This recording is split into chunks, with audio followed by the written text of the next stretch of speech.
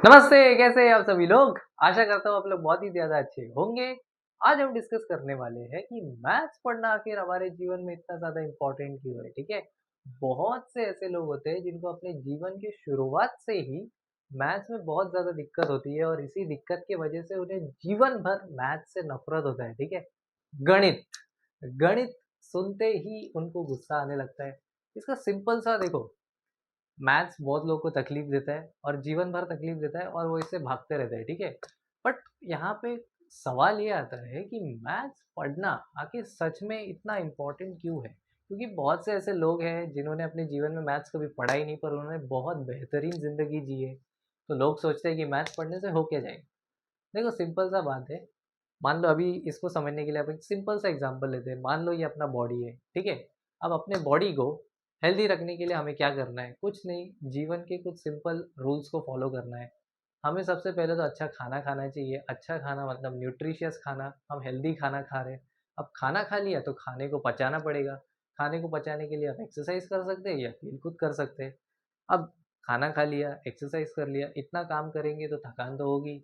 अब थकान होगी तो हमें सोना है, ठीक है? तो अगर हम रेस्ट लेते हैं टाइम से यानी टाइम पे सोकर अगर हम टाइम पे उठते हैं, तो हमारा बॉडी फिट रहता है, ठीक है? ये बॉडी हमारा फिट रहता है। ये सिंपल रूल्स को अगर हम फॉलो करते हैं तो। सिमिलरली अगर हम अपने ब्रेन को फिट रखना चाहते हैं, तो हमें अपनी लाइफ में क्या करना पड़ेगा? ब्रेन कब फिट रहेगा दोस्तों ये समझो।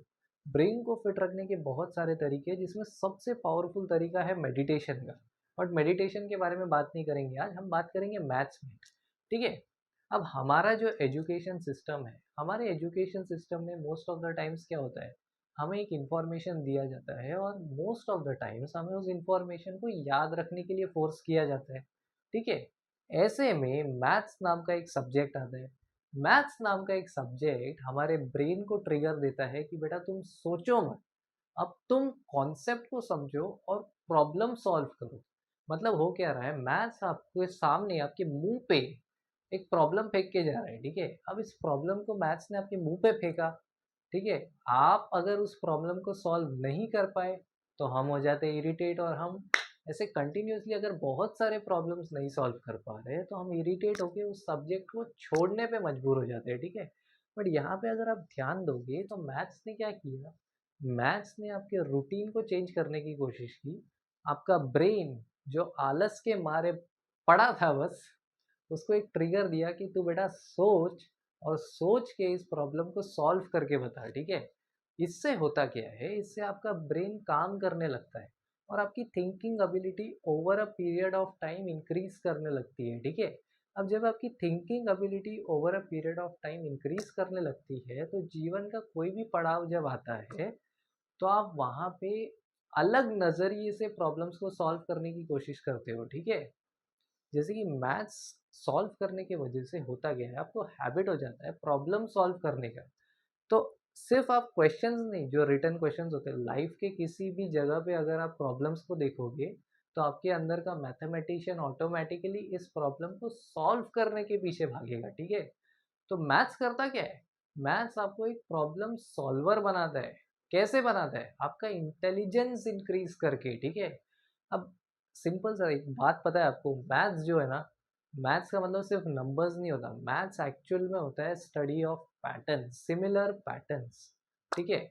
और पैटर्न्स को कोई भी क्यों स्टडी करता है, जीवन में हम ऑब्जर्व क्यों करते हैं, सिमिलर ऑब्जर्वेशंस क्यों रखते हैं? ऑब्जर्व हम जीवन में इसीलिए करते हैं ताकि हम उससे कुछ कंक्लूजन्स निकाल सके। तो मैथ्स क्या करता है, मैथ्स आपको सिखाता है कि आप कैसे पैटर्न्स को ऑब्जर्व करो और उन पैटर्न्स को ऑब्जर्व करके आप कैसे यूजफुल रिजल्ट्स निकाल सकते हो और ये रिजल्ट्स आपको एक बेटर डिसीजन लेने में हेल्प कर सकता है, ठीक है? इसका एक सिंपल सा एग्जांपल है जो बहुत बहुत बड़ा मैसिव स्केल में होता है।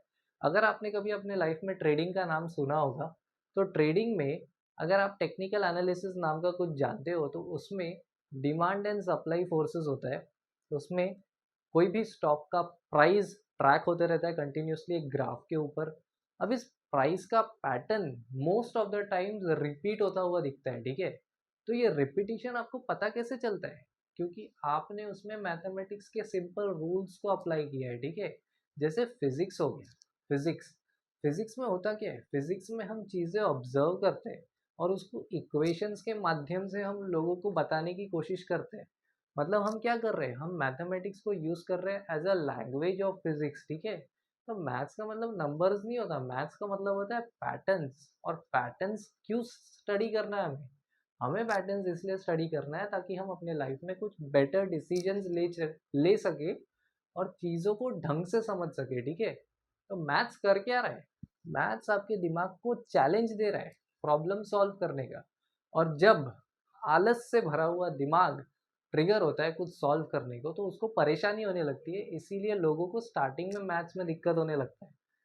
और मैथ्स में दिक्कत इसलिए भी लोगों को होता है क्योंकि वो लोग फॉर्मूला बाय हार्ट करने में चले जाते हैं। अगर आपको कुछ चीज़ें समझ में आती है तो आपको मैथ्स कभी कभी परेशान नहीं कर सकता। सबसे सिंपल सब्जेक्ट मैथ्स हो सकता है, क्योंकि मैथ्स ही एक ऐसा सब्जेक्ट है जिसमें आपको कुछ याद ही नहीं रखना है।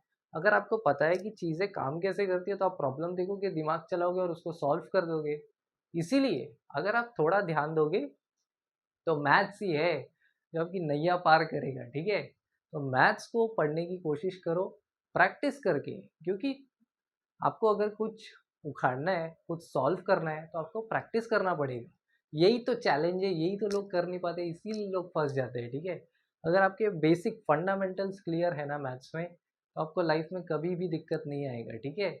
इसलिए मैथ्स पढ़ना बहुत ज़्यादा इंपॉर्टेंट है, तो मैथ्स पढ़ते रहिए, ठीक है।